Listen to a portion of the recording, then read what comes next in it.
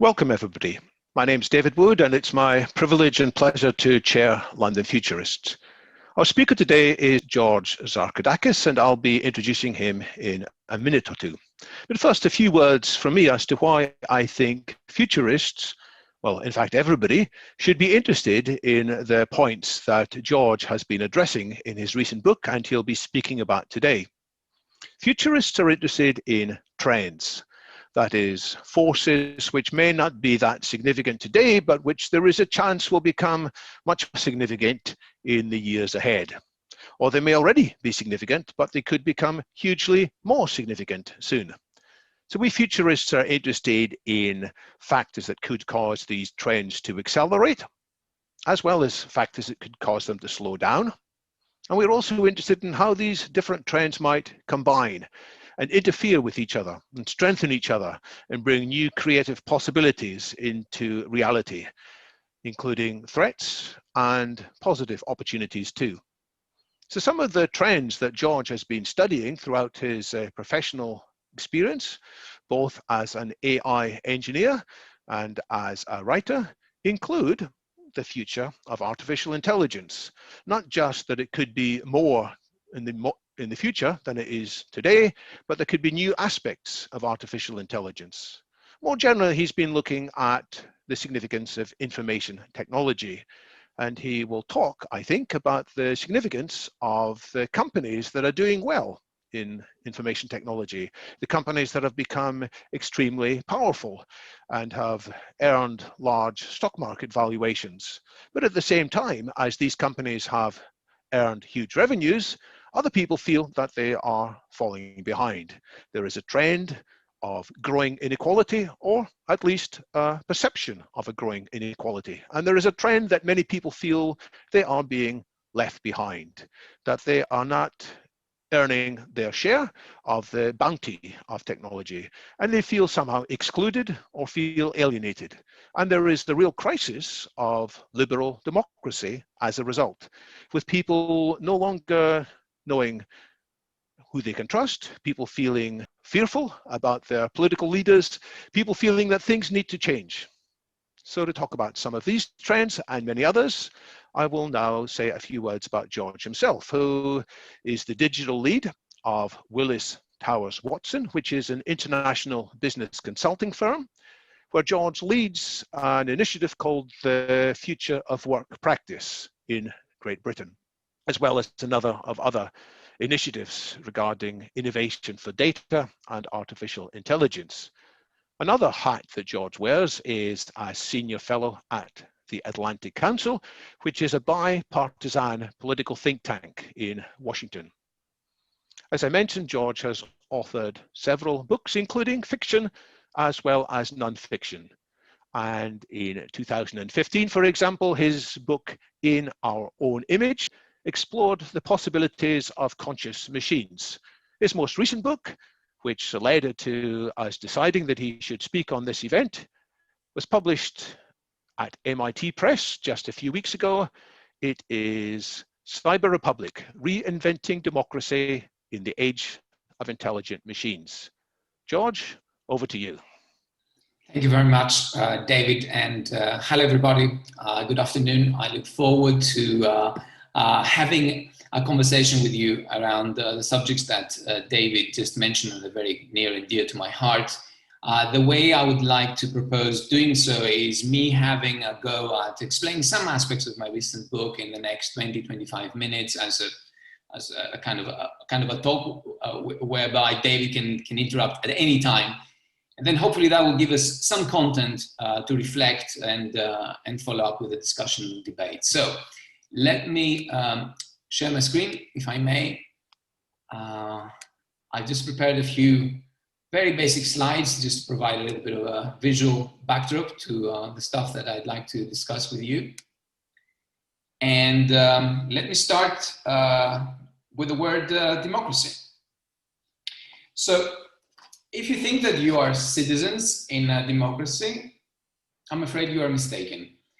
I are citizens in constitutional republics or monarchies, as is the case in the United Kingdom and several other countries. Now, those constitutional republics or monarchies that we live in have a form of government called liberal democracy. And it's the word democracy in the liberal democracy that confuses us. Let's say for now that the word is meaningful only on specific dates in the electoral cycle, once every 4 years or so, when we're allowed to exercise our right and hold free elections and decide who will rule us until the next election. Between elections, we don't have a democracy. Why? Because the word democracy means the rule of the people, and clearly it's not the people that rule, but our representatives, the government we put in place with our vote. In his book, The Social Contract, Jean-Jacques Rousseau summarizes this important point in those words. The people of England regard itself as free, but it is grossly mistaken. It is free only during the election of members of parliament. As soon as they are elected, slavery overtakes it and is nothing. I profoundly agree with Rousseau's observation, albeit without his dramatic overtones. Nevertheless, let me also say why I am a huge fan of constitutional republics and liberal democracies, and for the rest of my talk, I'll try to defend them to the best of my ability and suggest ways to improve them. But let me explain why I feel that way. It is all about rights. Liberalism, the philosophy that came out of the European Enlightenment during the 17th and 18th centuries, invented the concept of natural rights, which means rights that each and every one of us has by virtue of being born a human. Now, this was quite revolutionary at the time. It is also an idea in direct conflict with democracy. You see, in a real democracy, where people rule the society by majority voting, the many can vote to revoke certain rights from the minority. We saw this clearly in the Brexit referendum, where the 52% decided to diminish the rights of the 48%, and I mean their rights as EU citizens, such as to freely travel and work across the EU, appeal to the European Court of Justice, etc. In very much the same way, in a real democracy, an impoverished majority may vote to confiscate the property of the wealthy few, or take away rights from minorities whose color or religion are different from the majorities, or from those who are not tall enough or healthy enough, or do not exercise often. So you see where I'm going with this. Totalitarian regimes and authoritarians are all about real democracy. People rule and all that, and there's a lot of excitement in the beginning, flags flying and crowds cheering, until things go quickly south and one ends up in a concentration camp, or a gulag, or a killing field, or a poverty line. And that is why I have decided to defend constitutional republics. They protect human rights through the rule of law, parliaments, courts of justice, checks and balances, and a free press. But they do so at the expense of real democracy. This existential and paradoxical tension between rights and democracy is at the heart of the persisting political crisis that we have been witnessing since the Great Recession of 2008 and 2009. Publics are no longer trusting constitutional republics governed as liberal democracies. As a result, publics are susceptible to the sirens of populism, which means to the message of politicians, of political parties, of movements that prioritize the will of majorities over the rights of minorities. So publics give their vote to those who will ultimately take away their rights. We have seen this phenomenon before in the early 20th century. The evils of Nazism, fascism, and communism, and the ghosts of the tens of millions of victims are a cautionary tale of what can go wrong when public discontent is ignored. But what exactly is it that we're not trusting about our political system? I will argue there are at least two principal areas of public mistrust and fear. Firstly, mistrust in the institutions and workings of liberal democracy. And this mistrust is fueled by AI algorithms that polarize public opinion, as well as AI systems used by private organizations and governments to spy on our private lives. Secondly, there is genuine fear for the future, especially because of the impact of automation technologies such as robots, big data and AI on work and livelihoods. Let me therefore explore those two areas in turn, examine how intelligent machines are implicated, and suggest ways to repurpose technology in order to evolve or upgrade, if you prefer, our system of government. Start with the first issue. Now, political representation is the key decision-making mechanism of liberal democracy, and it suffers from the so-called principal-agent problem. Now, we the citizens are the principals, and the politicians that we vote for are agents, in the sense that we trust them with running the country on our behalf and in our name. The problem is that politicians' interests do not always align with ours. Politicians in a liberal democracy are a professional class that need to keep their jobs, i.e. to get re-elected. And one might say that all they need to do is represent us well, do our bidding, look after our interests, and we'll happily reward them with a vote come next election. Reality, however, has a way of clashing with political theory and good intentions. In the case of liberal democracies, reality is influenced by money. What I mean by this is that powerful minorities with special interests and deep pockets can exert disproportional influence on the political process and policy outcomes, such as legislation, regulation, international trade, foreign policy. Simply put, money buys power and politicians through lobbying, and quite often through straightforward bribery. By way of hard evidence, a study by Princeton and Northwestern universities shifted through nearly 1,800 US policies enacted between 1981 and 2002, and compared them to the expressed preferences of average Americans, that's the 50th percentile of income, affluent Americans, 90th percentile, and large special interest groups. The researchers concluded that the US is dominated by its economic elite. As stated in the research report, when a majority of citizens disagrees with an economic elite and/or economic interests, they generally lose. Moreover, because of the strong status quo bias built into the US political system, even when fairly large majorities of Americans favor political change, they generally do not get it. That's the swamp Trump referred to so successfully in 2016 when he won the presidency. But in any case, for large swathes of people in Western democracies, evidence and data are unnecessary for what they already instinctively know, that the political game is rigged and stacked firmly against them. That the elites, a word meaning anyone except them, are conspiring while lining their pockets in the process, hence the mistrust. Enter now AI algorithms in social media that act as self-confirming megaphones for biased opinions or downright crazy conspiracy theories, and what you get is the death of facts and the obliteration of listening. But we need facts. And we need to listen to each other, especially when we disagree. We need facts and civil dialogue desperately if liberal democracies are to survive in the 21st century. So what do we do? My suggestion is that we need an injection of real democracy in liberal democracies in the form of consultative citizen assemblies. So for those who are not familiar with citizen assemblies, here's how it works. You pick a group of citizens by sortition. The composition of the group should reflect the demographics of the wider society to which the group belongs in terms of age, gender, race, religion, etc.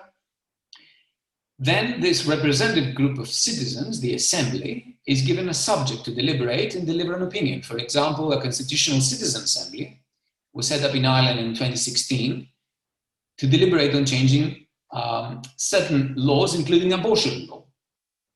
Over a period of 5 weekends, 99 complete strangers, an assemblage of students, housewives, and truck drivers, with views ranging from pro-lifers to pro-choicers to undeciders, paved the way to the national referendum that took place in 2018.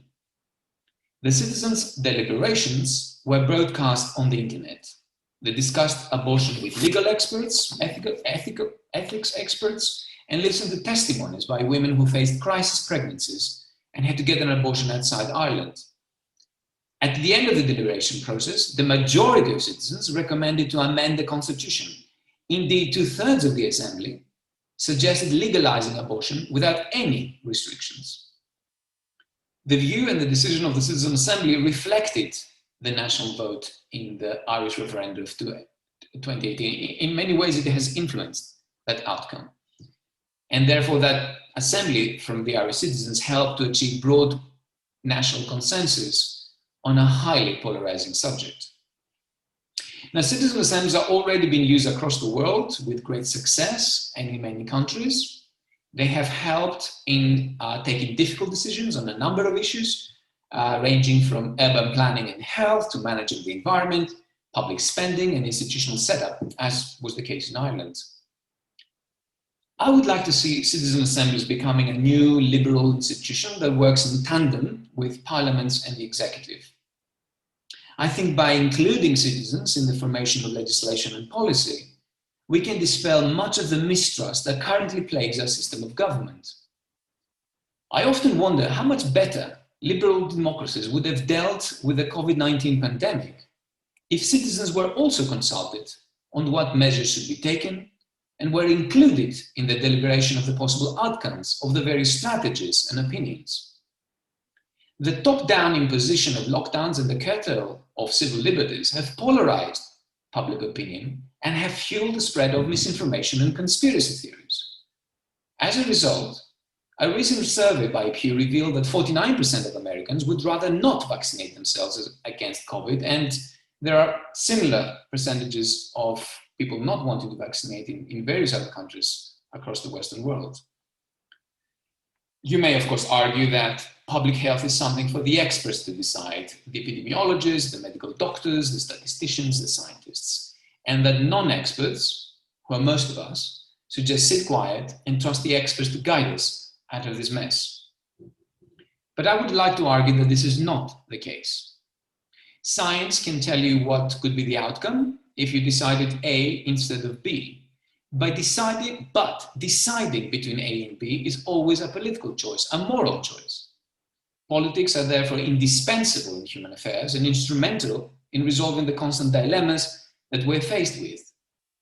Clearly, we can no longer leave politics to the professional politicians alone, since we're not trusting them. Citizen assemblies are a step towards making liberal democracies more transparent, inclusive, trustworthy, and yes, more democratic as well. However, if we are to scale up the use of citizen assemblies and embed them as a new institution of government at local, national, and international level, we need technology to make the sortition process simple and the work of the citizen assembly easy, especially when citizens deliberate on complex issues that require specialist knowledge. Now, artificial intelligence systems such as a new generation of conversational agents can help bridge the knowledge gap between experts and non-experts and inform the deliberations of citizens on any subject, however complex it may be. In my book, Cyber Republic, I give a detailed description of how this new kind of AI could work in a citizen assembly, but let me summarize here the key points. Today, the best algorithms that we have are at the service of global advertising colossuses. As such, the goal is to personalize content around our biases and vices, hence the negative implications of AI in fueling political polarization. But we could repurpose AI and develop a different set of algorithms that helps us understand an issue, check the validity of information before pushing it for our consumption, expose us to opposing views, sensitize us to various decision costs, and help us develop a new level of civic consciousness, one that compels us to prioritize the well-being of the whole and encourage us towards consensus. So let me now switch to the second reason why publics mistrust liberal democracies, which is fear about the economic future and prosperity. This fear is strongly linked to the future of work and how the combined forces of free markets and automation technologies are eroding the balance of power between capital and labor and replace labor, white and blue collar workers alike, with intelligent machines. The so-called fourth industrial revolution is upon us, and many people, in fact most people, worry that robots may take away their jobs and the jobs of their children and grandchildren. So let me explore a little bit why are we faced with this dilemma? Well, work has been the bedrock of social and economic mobility since the first industrial revolution some 200 years ago. It is through work that globalization managed to raise the living standards of billions in the late 20th century and dramatically reduce poverty across our planet. Work has greatly benefited from technology. Since the first industrial revolution, technologies such as steam engines, electricity, trains and airplanes, computers and telecommunication systems have increased human productivity and created the phenomenon of economic growth, something that was inconceivable in all previous eras of human history. Machines have extracted humanity from the so-called malthusian trap, where humans living in an agrarian society are bound by the limits of the low productivity. So machines are physical and cognitive multipliers that augment our productivity and enable us to create surplus that can support a larger human population, which then can produce more surplus, and so on.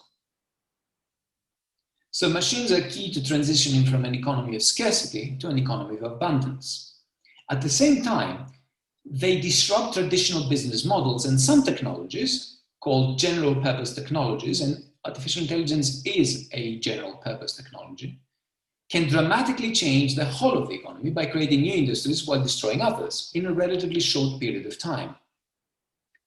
In 1901, there were 3.25 million horses in England, ploughing fields, hauling wagons and carriages, pulling boats on the canals, toiling in the pits and carrying armies into battle. The advent and democratization of cars in the following decades changed the centuries-old use of horses completely. Gone were the professions that supported an economy of horses, and in came jobs such as petrol station manager, auto mechanic and car dealer, and of course petrol stations, car manufacturers, the list goes on. Economists described two complementary effects in times of major technological disruption: the displacement effect, which reflects jobs eliminated, and the compensation effect, jobs created. So why should it be any different now with AI and robots? And shouldn't we expect the same two effects to come into play and have new jobs created in the future? Better jobs, paying better money? Of course, there will be such new jobs. We're already seeing the creation of high-value roles such as data scientists and AI specialists. But I think the better question we must ask is how many of those jobs will be created and how evenly distributed will be in the population. In other words, how will the enormous economic bounty of the fourth industrial revolution will be shared, and if there will be a stake in the emerging AI and data economy for us all. The evidence so far has been that most of the wealth created by technology and globalization has gone in the hands of a tiny minority. Moreover, we are currently witnessing the phenomenon of platforming of work and the rise of the gig economy across all professions. So the future of work may not be the complete elimination of employment due to automation, but it is very likely to be a future where work will be uncertain, indeterminate, and not well paid. So a dystopian view of the future in the fourth industrial revolution will be massive unemployment and underemployment, together with ever-increasing income inequality. We've witnessed a prelude of this dystopia during the Great Recession of 2008 and 2009, and the story is likely to repeat itself after the end of the pandemic and the lifting of government subsidies and furlough schemes. It is extremely doubtful that liberal democracies, fragile as they are, will survive the repercussions of a broken social contract. So what can we do about it? So maybe we should rethink what work means for society. Rethink work not as the main source of the necessary income to support our living, but as a source of creativity and happiness. One idea to transition towards this more utopian future is that of universal basic income, whereby a minimum income is given to every citizen regardless of any other income they may have. UBI, as universal basic income is called for short, can reduce the anxiety of uncertain work and provide a cushion to absorb troughs between jobs or contracts. If meaningful, UBI could potentially free humanity from the toil and sweat of working for a living and usher us into a new age of economic abundance, a new human civilization. But where will the money come from? I hear many of you asking. So let's examine the only real example we currently have in the world of a UBI, which is the Alaskan Permanent Fund, that pays an annual amount between $1,000 and $2,000 to every permanent resident in Alaska. That money comes from the oil and gas that Alaska has. So if you have a common valuable resource, then you can find the money to finance UBI. But if you do not, then UBI needs to be funded through the only other means, two other means, that the government has to raise money: taxes and borrowing. In a future without work, where the vast majority of citizens do not have any significant income to tax, the government will have to tax big corporations and try to balance its books through borrowing, which means that big corporations will even have greater influence than today over government, since they will be footing the tax bill, and citizens will be getting deeper into debt. For me, this scenario where the government is virtually or literally privatized is indistinguishable from feudalism. Us citizens will become the serfs of the big corporates, who will be paying us pittance through a meager UBI, just enough for us to get by. I do not think such a scenario is sustainable. Sooner or later, it will lead to revolution, and the yellow vests in France and elsewhere will be back. So it seems to me that the only way we can fund UBI and sustain a liberal system of government is to find a valuable resource or asset that belongs to all the people and use that asset to fund a meaningful UBI. But what could that asset be? So let's quickly look how the global economy has been transforming over the past few decades and focus on the nature of assets, and in particular the difference between tangible assets, such as the oil and gas in the case of Alaska, versus intangible assets, such as knowledge, intellectual property, data, software, algorithms. You can clearly see the trend from tangible to intangible assets. The AI economy of the 21st century will be based on data, our data. So what if we transformed our collective data into a national or regional or a city asset? Imagine, for example, data from sensors in a smart city collected by an organization that represents and is governed by the citizens of that city and their elected representatives. Call this organization a data trust. So what is a data trust? That data trust, first of all, can then give access to the data to any private organization that desires the use of that data in order to develop algorithms, innovations, products and services for a fee. Those fees are then collected and are distributed to the citizens as dividends or UBI. Data are indeed the new oil, but unlike oil, they are an inexhaustible resource whose value increases exponentially when combined with other data. Take, for example, a data set of patient data and combine it with a genetics data set. The combined value is far greater than the separate values of each set because it's in their combination that you can glean greater insights into human health. But let me try also to put a dollar value into that. Fairly recently, American Airlines put up as collateral in order to tap to a US government loan their loyalty program, essentially a data set that was valued at $30 billion. Given that there were 67 million members in that program, about the same as the population of the UK, if that data set was administered by a citizen data trust, each member would have a share of $450,000. If we assume a 2% net annual interest on these assets, each member, each citizen, would receive an income of around $9,000 per year. And that's just the valuation of one data set. A smart city data trust could hold dozens of citizen data sets, such as health records, transportation habits, street pollution levels, etc. By monetizing our data through democratically governed data trusts, citizens in liberal democracies can retain their political power, become key stakeholders in the future AI economy, and reduce economic inequality without the need of coercive wealth redistribution.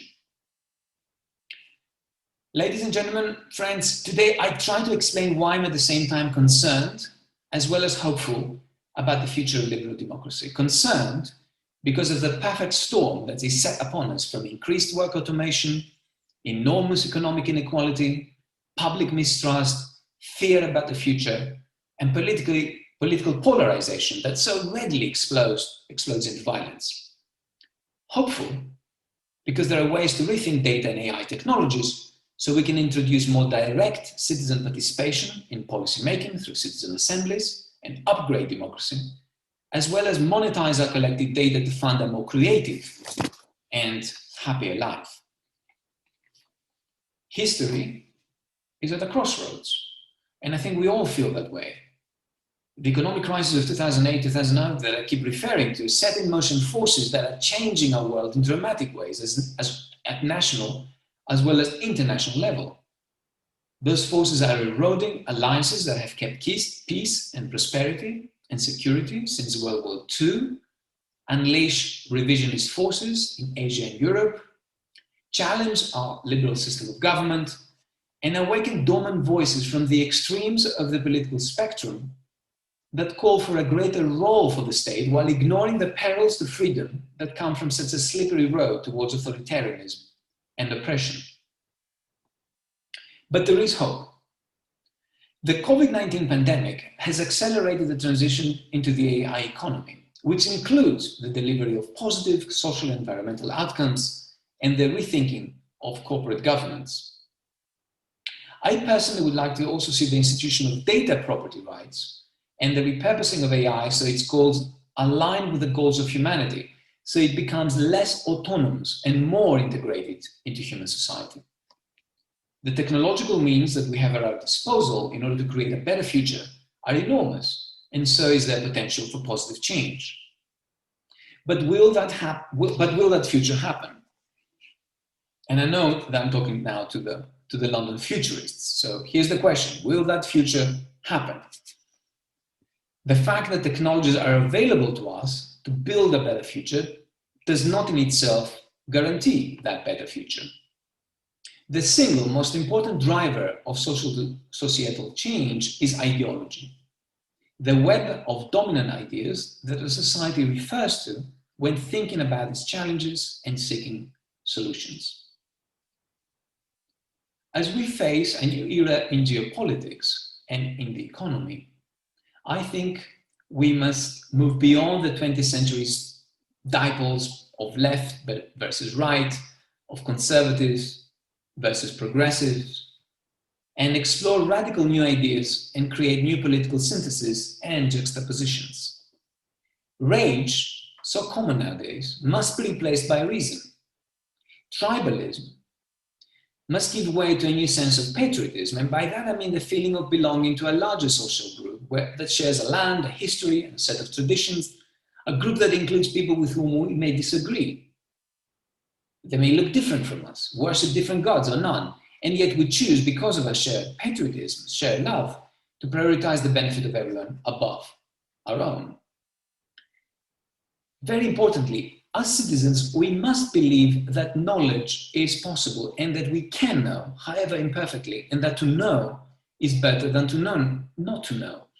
Now, this is very important to highlight, as truth, facts, and knowledge are under a constant barrage of algorithmic and philosophical denial.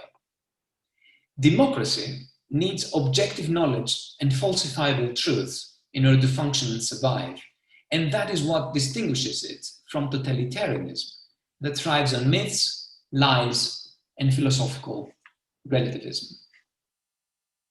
We need philosophers, economists, political scientists, engineers, mathematicians, historians, social scientists, and every citizen to contribute in developing these new politics for the age of the intelligent machines, this new set of ideas for rebalancing the relationship between the individual and society, for thinking in terms of networks rather than units, of collaboration as well as competition, of the economic value of social capital, and not only the capital in the bank, of digital platforms whose business models distribute dividends to those who add value through their data, participation, and interactions, rather than today's models that exploit our data and personal networks to create and funnel economic profits only to the few.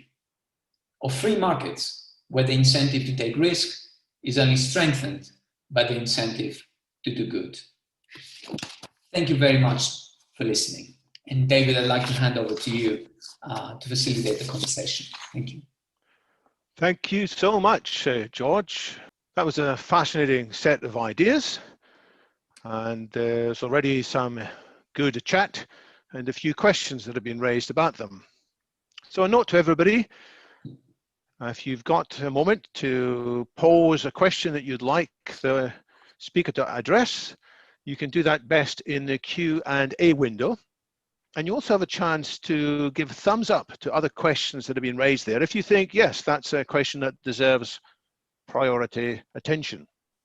And the one that's top of the list to start off with is by Cornelius Holtorf, who, by the way, is from Sweden. So he asks, to what extent is the large-scale dissatisfaction with liberal democracy that you've described, to what extent is it specific to a few countries, such as the UK and the US? After all, the role of money in politics is particularly significant in the US, it seems, but maybe there are more promising signs elsewhere. Thank you for that question, Cornelius.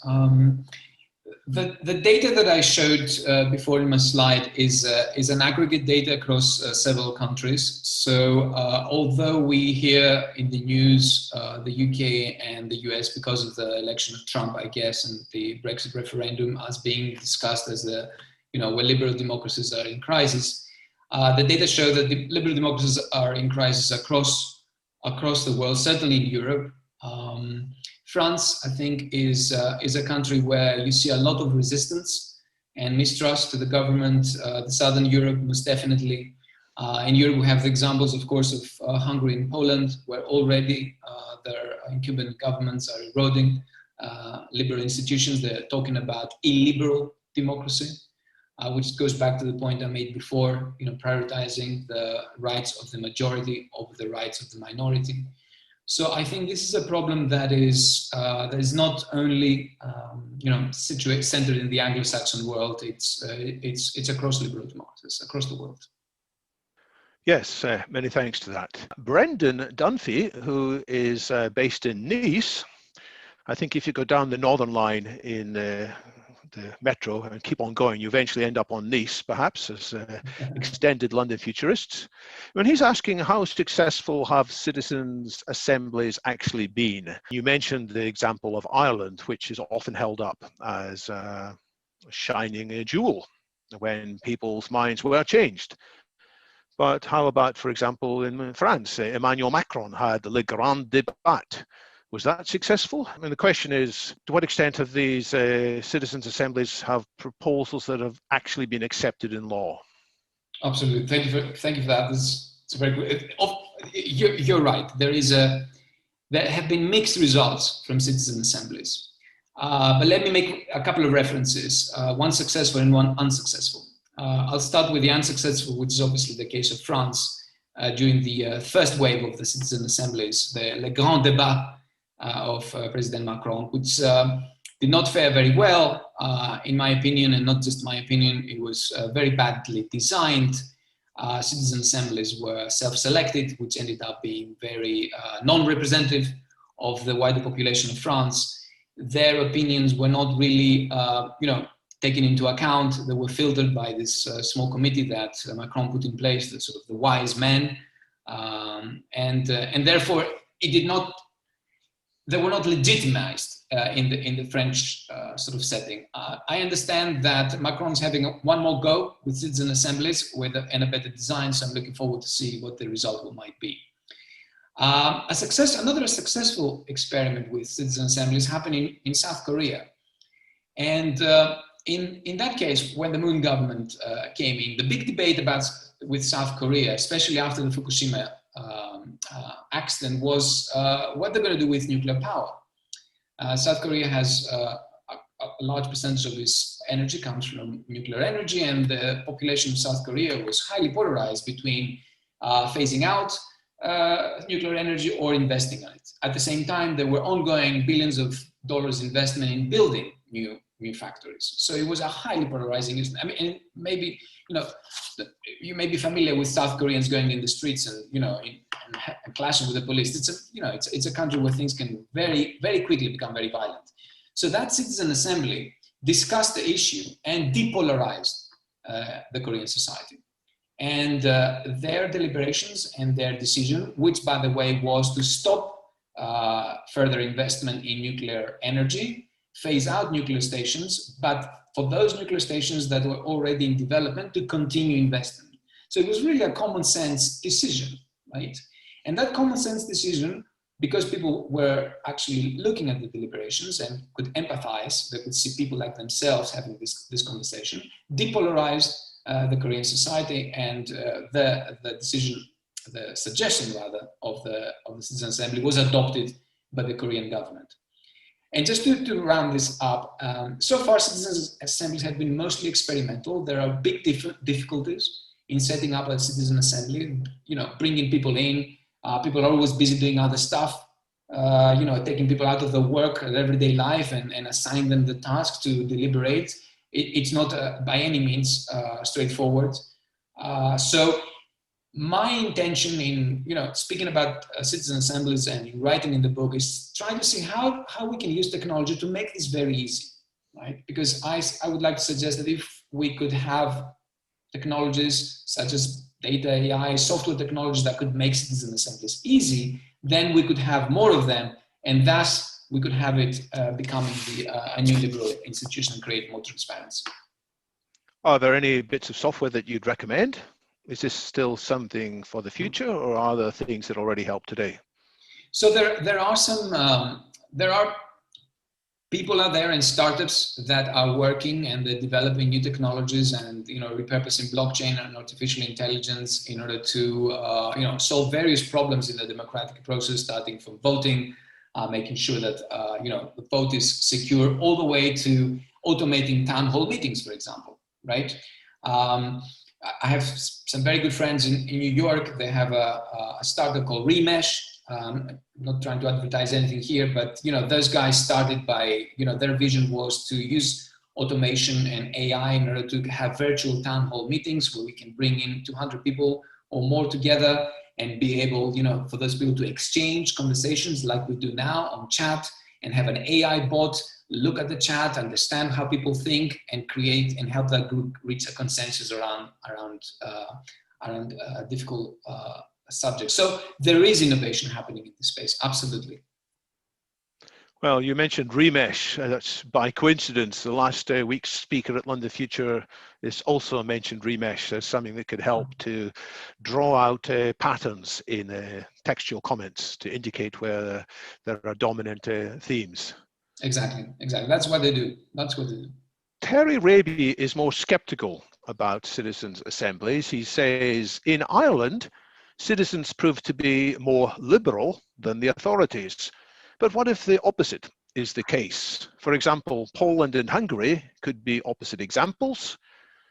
Aren't you concerned about the rise of a liberalism in wokery, which might well become dominant, and the voice of citizens might lead to things like abolishing the First Amendment of the US Constitution? I think that's the Free Speech Amendment. So this is the usual argument that I guess goes back to Plato and others, that we can't trust the hoi polloi, is it called? Oh, absolutely. Now, the reason why, let me start with Plato and then I'll get to the First Amendment, if I may. So the reason why Plato and others didn't like the direct form of democracy that Athenians were experimenting in the beginning was because the hoi polloi, the many, could just change their minds anytime, right? And they would change their minds mostly because some, person with strong rhetorical skills could sway that opinion, right? And so what is the antidote for this? The antidote is called constitutional law. That's what it's called. And even in ancient Athens, where they had a completely different political system than liberal democracy, of course, even that system of government evolved over time and established constitutional law. That is a set of principles where the hoi polloi, where the demos, where the people could not change, even if they voted by majority. So the people themselves understood that there are limits to human nature.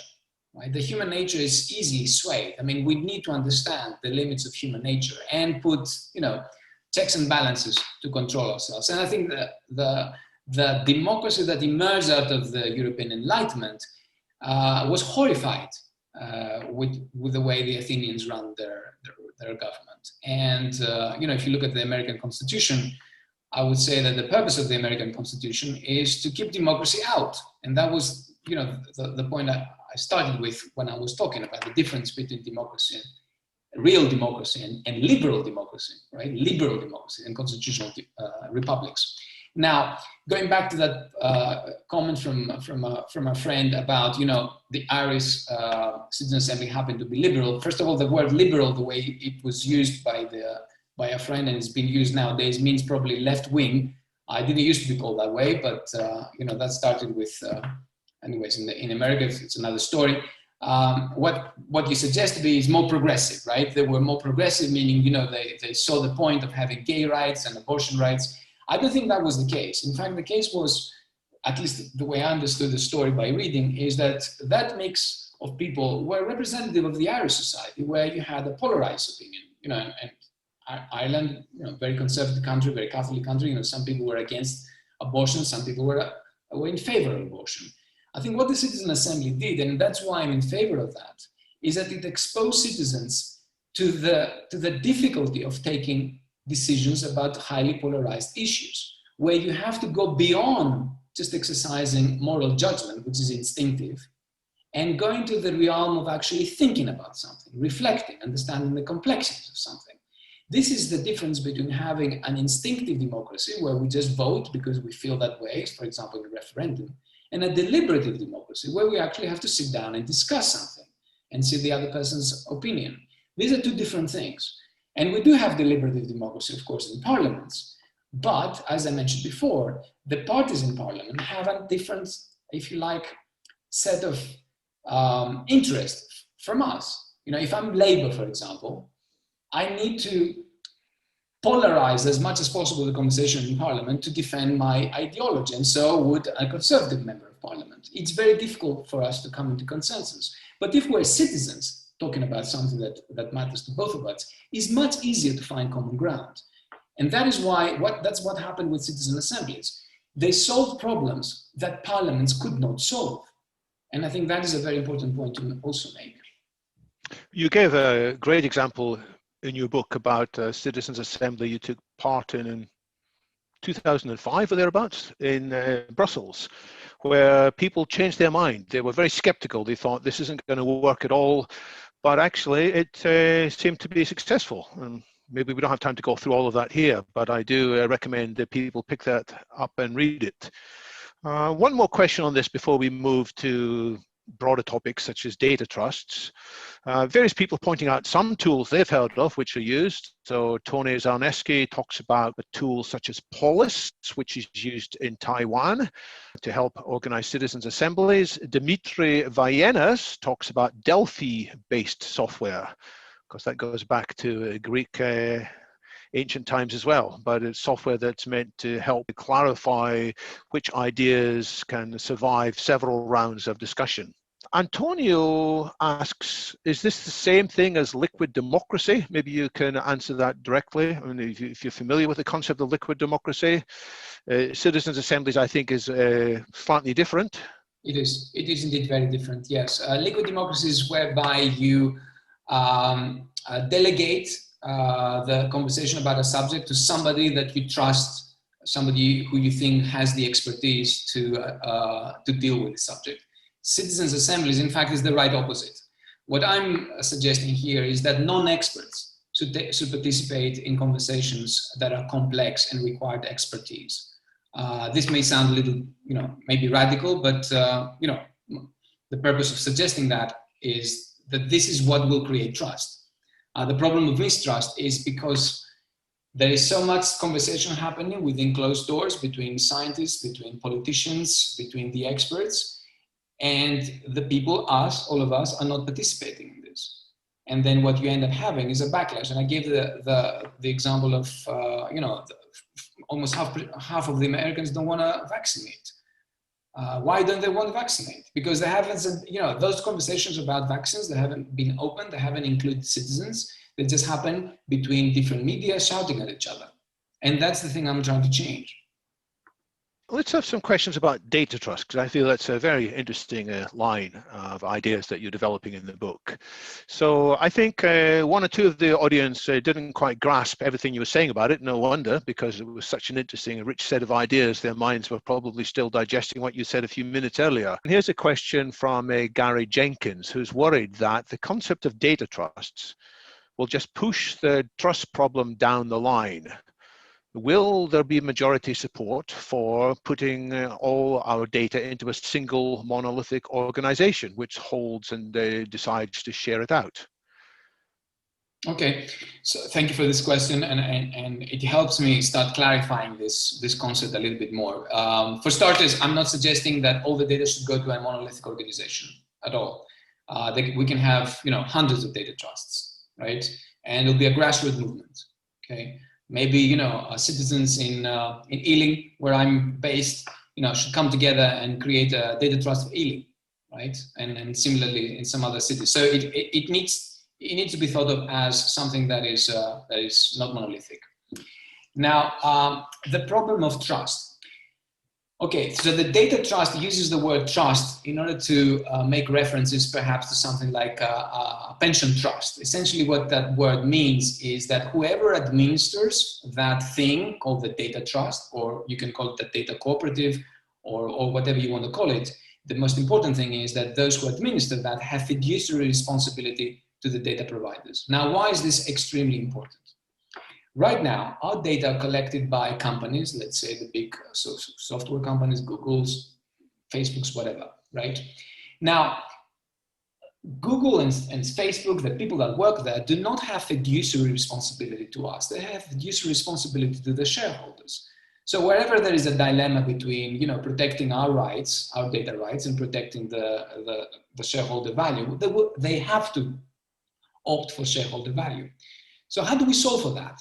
Well, some people are trying to solve by regulating the big technology companies. Well, fine, I'm not saying that we should not do that. What I'm saying is that this has very limited effect. And it also excludes the most important thing of all, which is the value of our data. We're now giving freely our data, we're giving freely our networks to those corporates, and what do we get in return? Addiction to Facebook, right? So what I'm saying is maybe we should start rethinking the data economy. And by the way, I'm not the only one that is thinking that. On the 30th of November, just a few days ago, the European Union published a paper that is under discussion right now, and it will become an act, a law, in the European Union in 2021. I expect it will be reflected in the UK legislation as well, which is all about data governance in Europe. And it specifically talks about data intermediaries, which can be like data trusts, okay? We can call them data intermediaries. And what that means is, for example, if there's a patient group, or if there is an NGO that represents, I don't know, people with disabilities, or people with, you know, a professional association, that we already have in civil society organizations and NGOs that represent people. They are the natural leaders in developing those data trusts. They have the trust of their members. They are answerable to their members. They have constitutions that are democratic, hopefully, or they can be changed to become democratic. So that's how I see this evolution, right, happening, okay, towards this this vision whereby the level field of the AI, the playing field of the AI economy becomes flatter. Now, there's an added advantage to that, which I think should be mentioned, okay. The AI economy and how prosperous we will be because of the AI economy depends on data, depends on the access that companies have on data. And right now, the only companies that have access on data are the big corporates, right? All the other companies, if you're a startup and you want to develop some new innovation, you will soon find out that it's difficult for you to scale up because you don't have the valuable data that Google has. Now let's look what's happening in China. China has a different political system, as we all know, and all the data are basically belonging to the government. The government makes available that data to all the Chinese companies. Now, there's no questions there about ethics or privacy or liberty or rights. You know, this is not a debate for the Chinese. But the Chinese political system is much better, if you like, in exploiting the data and developing economic value out of the data. Now, what do we do about that? The only thing that we have right now is GDPR, which is great. It protects privacy rights, but has huge bottlenecks in enforcement. And we can go down that rabbit hole later if you like. essentially no one gets anything out of GDPR apart from, compliance costs. So that is why we should start rethinking about data property rights, which is a very hot topic, and how we as citizens can gain some economic value out of that. And data trusts are key in helping us think that new data economy. Continuing down the analysis of data trusts, Jules Siedenberg asks, he can't imagine that big firms like Google are going to give up their great control over our data. So what's the path away from our current system to the exciting economic model based on data that you envisage? Thank you, Jules. Thanks for that question. I don't think they'll have a choice, really. I mean, they are subject to laws and regulations. What they're faced with now is enormous backlash, both in the US Congress and the EU and in the UK, fines landing on them, a lot of pushback. There is talk in the US of breaking out Facebook. So they're under attack. They're not so comfortable, let's put it that way, right? They're far from comfortable. And for them, and I've worked in Silicon Valley, I'm in technology, so I know a little bit of the idealistic psychology of IT and software developers. They think that they're the good guys. If you go down, talk to anyone in Facebook or in Google, they really think they're the good guys, and suddenly they're the bad guys. So there's also this element of within those companies themselves to really become the good guys in this economy, and not, spy on our data, become the sort of evil private surveillance companies and increase inequality. They want to change themselves. So I don't think that will be a huge impediment. For example, if we develop this new economy, and Google will be even more comfortable, I believe, with this economy, right? Google collects the data right now because nobody else does, if you like, and their business model is based on that. The bad thing about this is that if I want to become the second Google, or you maybe want to become the second Google, it's just impossible right now. And that's what we would like to change. We'd like to create more opportunity for businessmen and businesswomen to create more economic value. And at the same time, we want to find a way, as I said, in order to share in that value more widely and in a more distributed fashion. Peter Jackson, PNJ, is worried about data theft. Aren't you worried that these data trusts might make even more tempting targets for people who want to steal and do bad things with the data? Absolutely. You're absolutely right.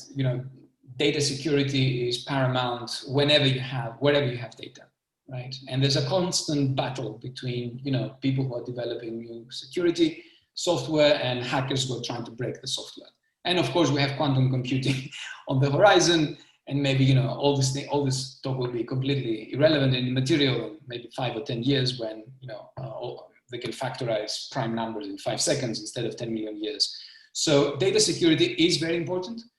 I would like to say that because I'm working in this field, I am developing right now a data trust for business. There are some very interesting technologies out there in order to secure data.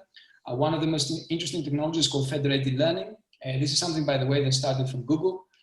So the idea is, instead of, your data, if you use, let's say, for example, a mobile device, traveling from that mobile device into the cloud, through the cloud, into a central server where it gets processed, the data stays and gets processed on your iPhone, right? Why? Because the iPhone is a very powerful computer. Now that they have chips that run for AI.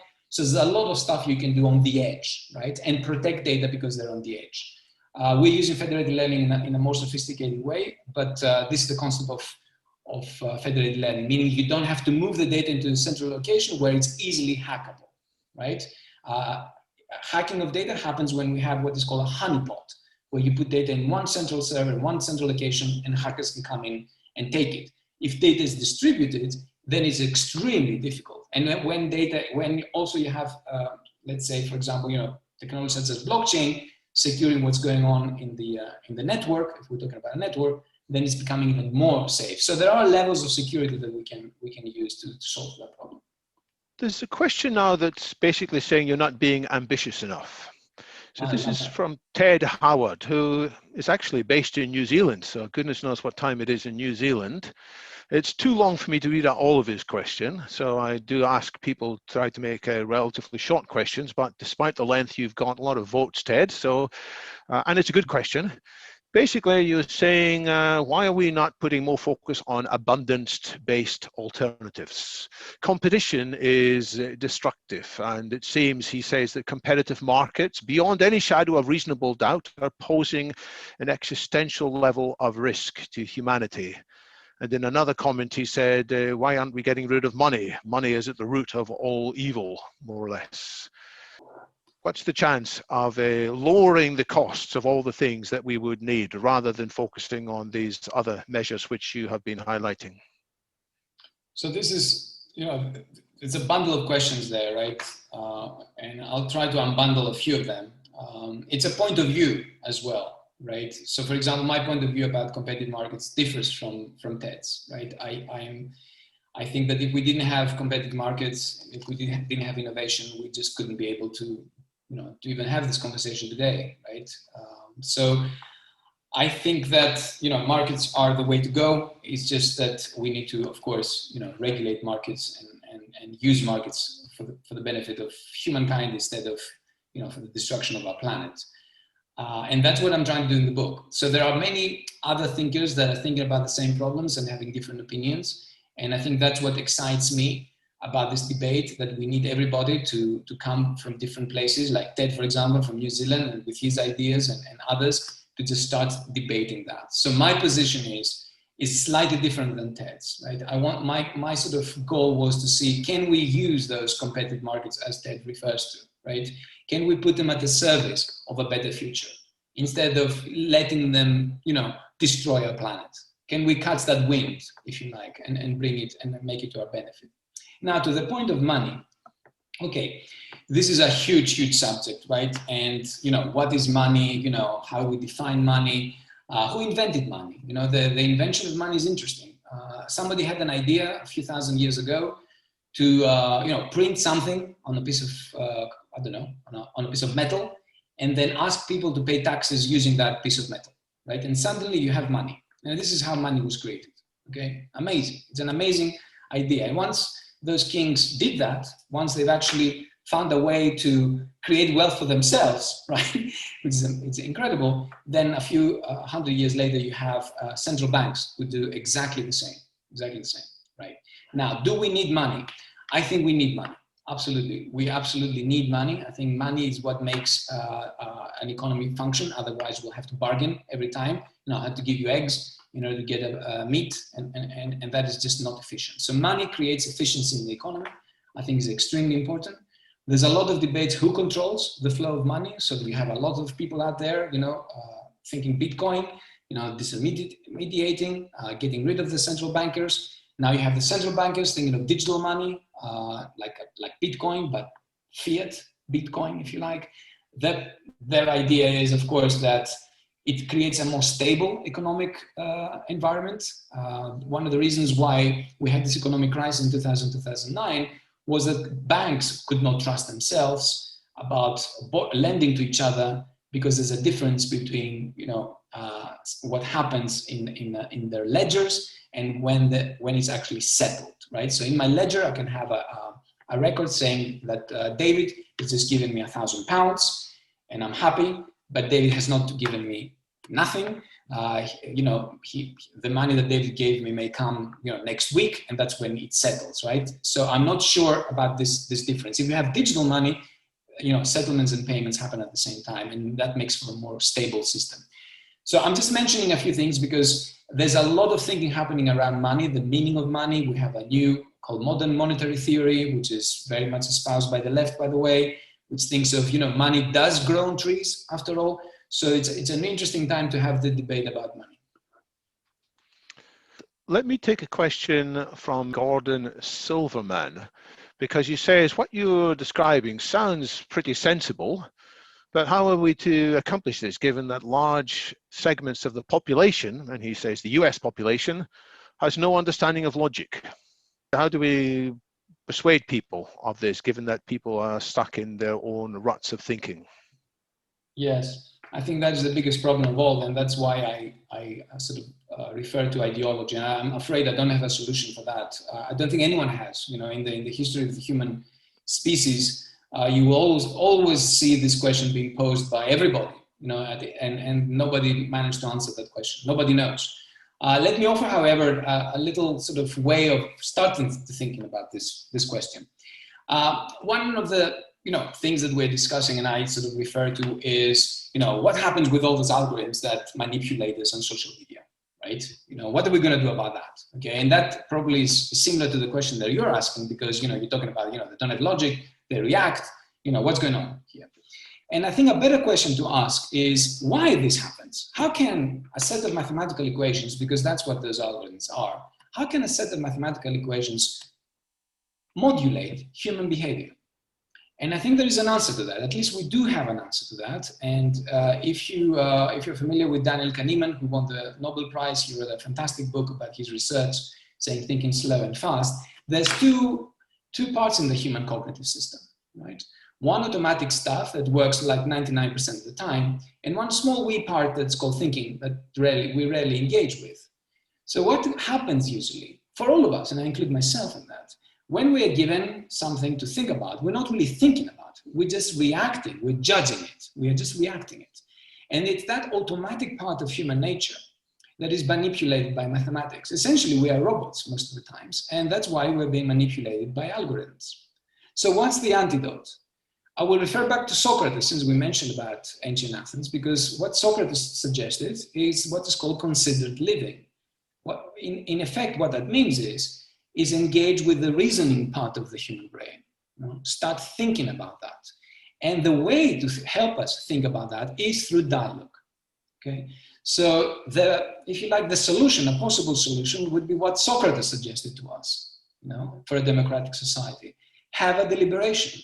Talk to other people, especially people you disagree with. And it's through dialogue that we will be able to engage with that other part of the brain called reason.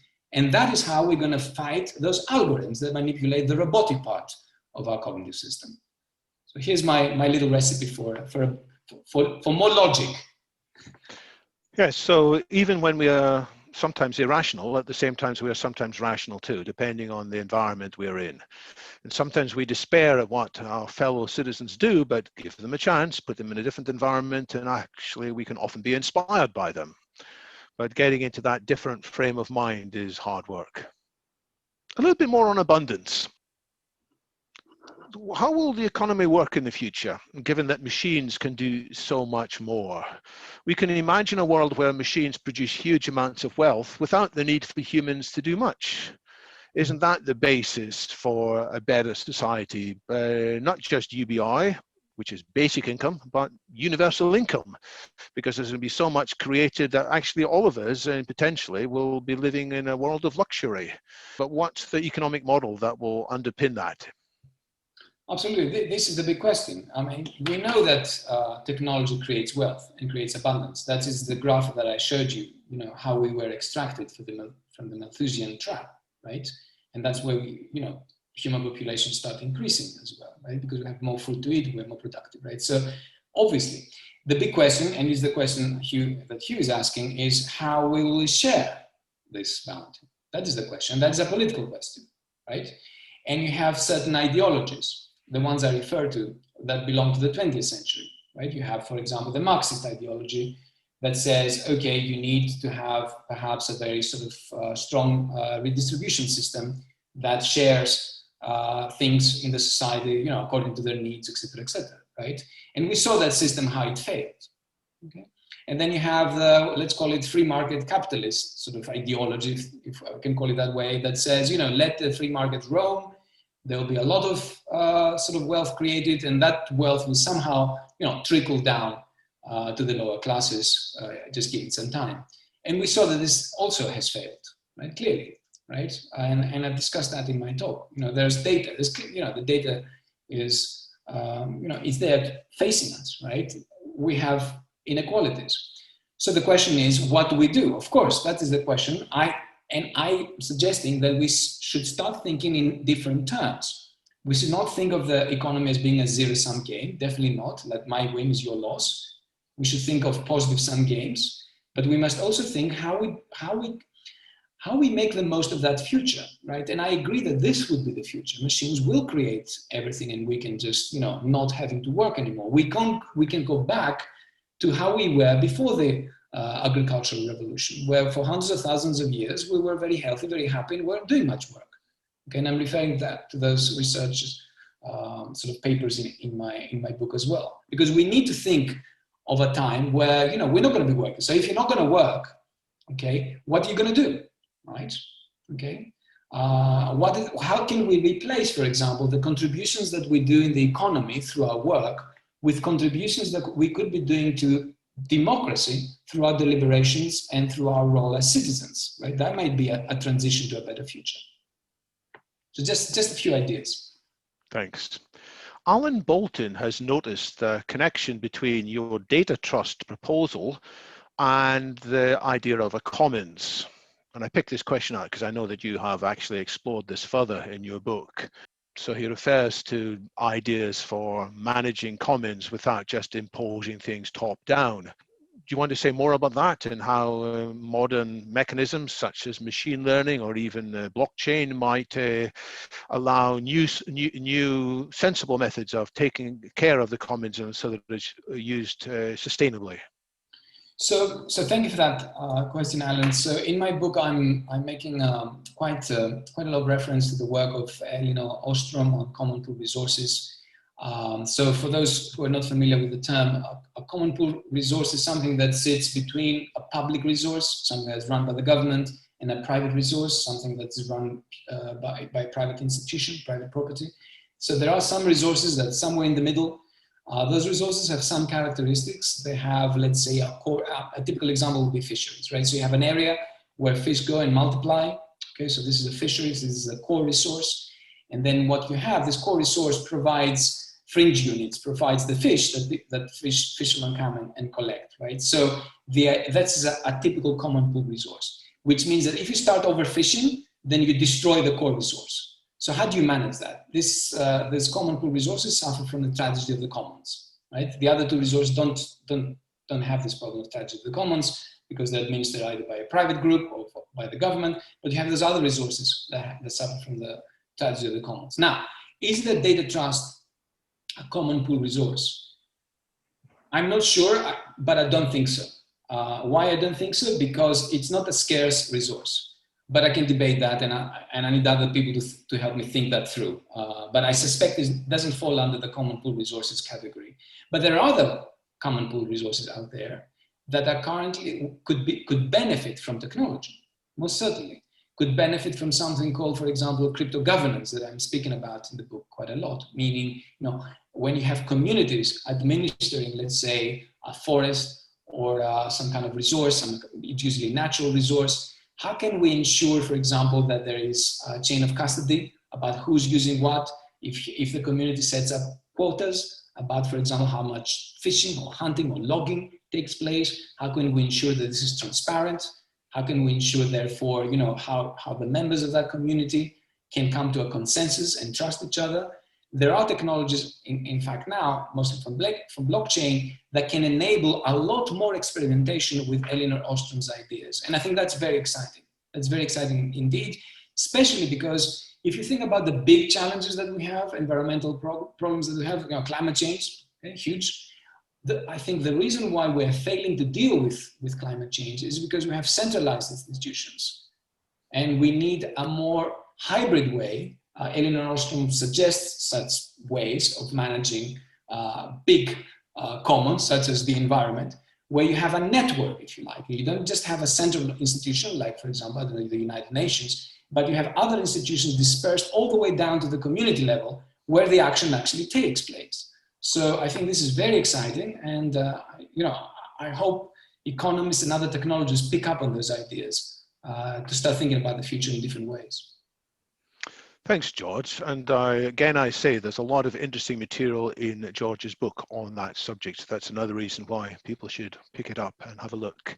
We're going to introduce another voice or two to the conversation now to change the set of voices you hear. I've asked Evan Parker to raise his comments, and Evan has been studying many of the same issues, the future of democracy. So Evan, what point would you like to raise?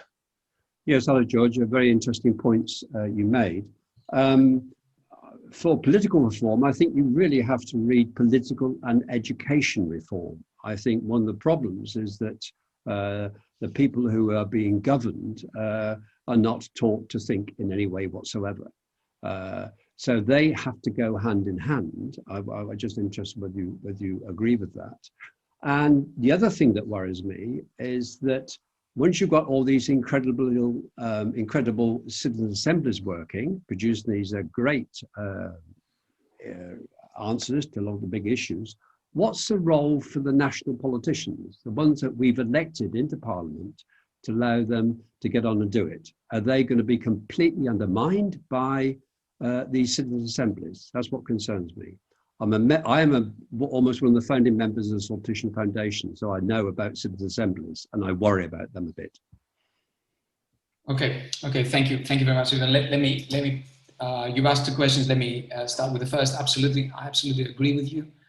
How we educate young people in order to have critical thinking, it's essential. I'm quite hopeful, actually. I have a son who is 12 years old and he's been going through the school.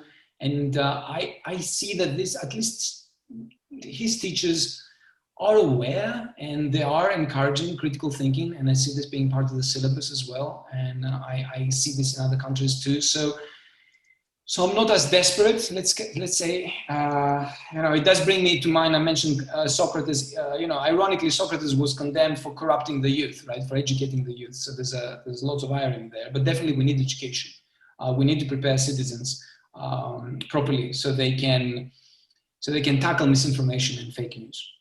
Now to the question you raised about citizen assemblies, what should be the balance between citizen assemblies and parliaments? I think this is a very important question. I think this is something that we should explore, society should explore as moving forward.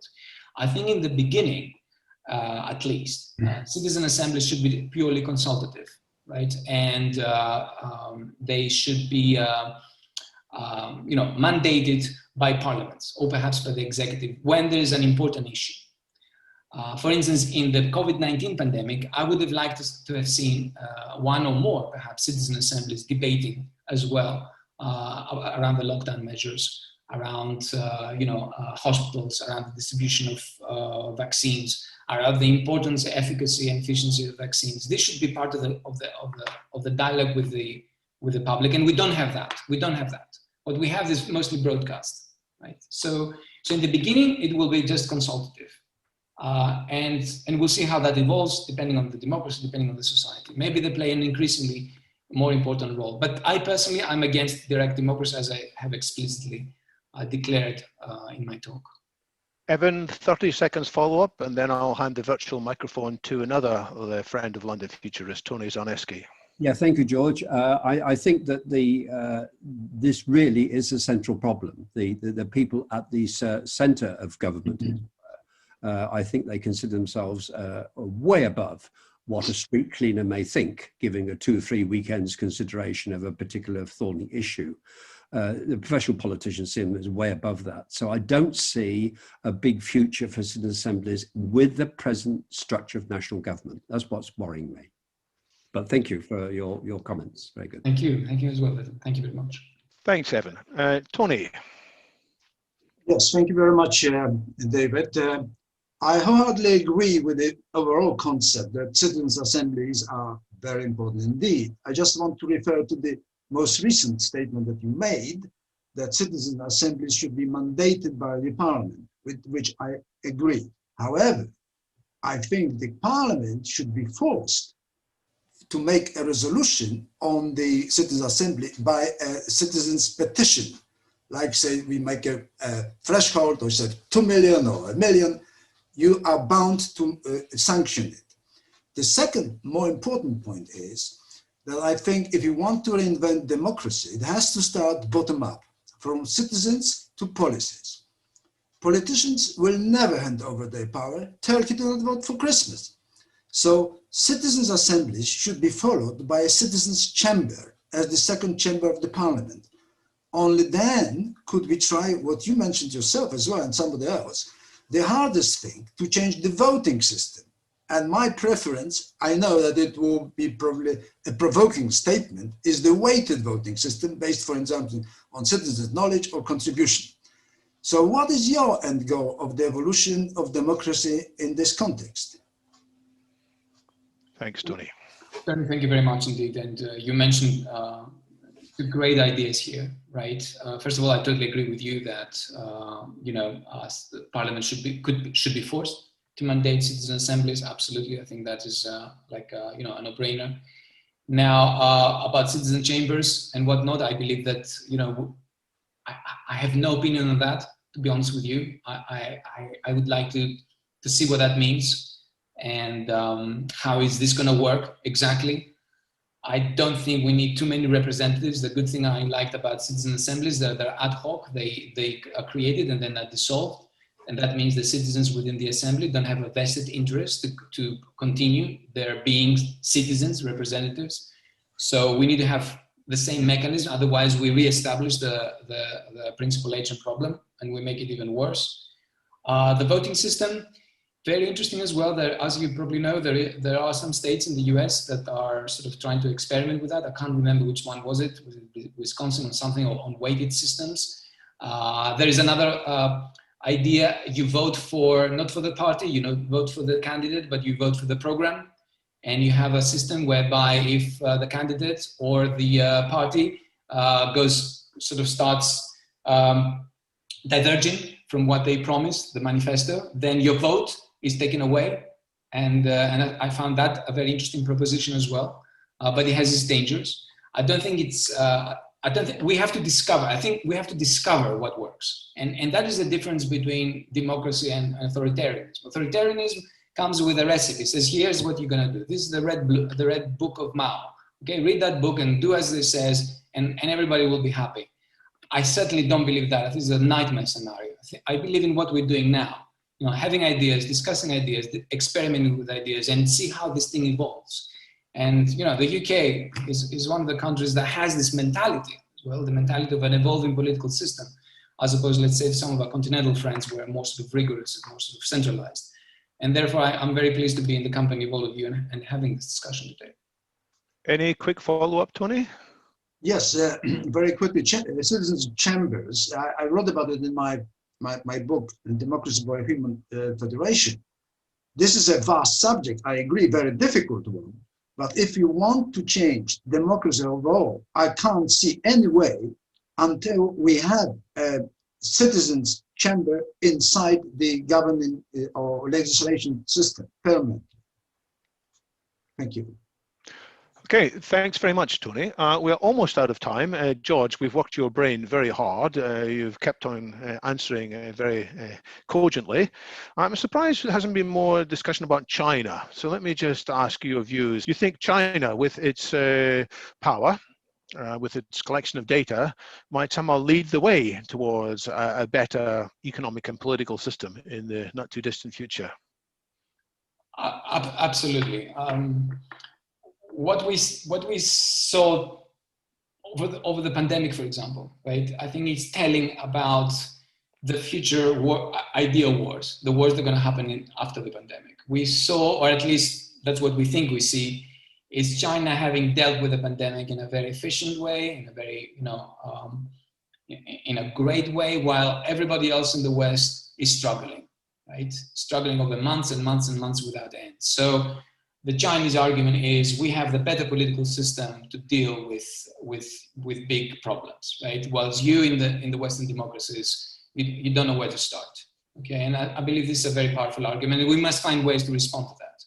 Now, when it comes to technology, clearly, what the Chinese have done in the past 20 years, they have sent their princelings, those great, very smart Chinese men and women who belong to the very top families in China and to Western universities. They know our technology very, very well. They go back to China, and they have developed now homegrown technology across every field, from aerospace all the way to computers, to quantum computing. Only yesterday, they achieved quantum parity, not parity, the supremacy. Yes, and they are making great leaps and bounds in artificial intelligence because they have access to all that data. So this is a very crucial, if you like, divergence between what is going on in China and what is going on in the liberal democracies. So far, we've been more or less trying to integrate our economies, but we will see now a huge fragmentation between what's happening, let's say, with 5G in Europe and in the US, where we're not going to use Huawei, and what's happening in China. The fact that they want to have 5Gs, they will be integrating data at a much better rate than us, means that they will probably be more advanced than us, unless we find a way to also solve for that privacy versus utility tension and dilemma that I mentioned before. How we can ensure rights, privacy rights, while at the same time enable our economies to grow by accessing that data. That is the big tension, and that's why systems like data cooperatives, data intermediaries that the European Union is referring to, data trusts, same thing. I think they may be a way to solve for that huge, huge problem. Well, lots of things we could explore further, but I think we'll leave most of that for another day. This is likely the last meeting of London Futurists in 2020, because frankly, I need to concentrate on finishing a book I'm writing myself. And fascinating though all these conversations are, I wish to make sure that my own book gets finished sooner rather than later. So I'll say more about that in due course. So keep your eyes on London Futurists website, meetup, or Twitter feed for any new announcements that we'll make.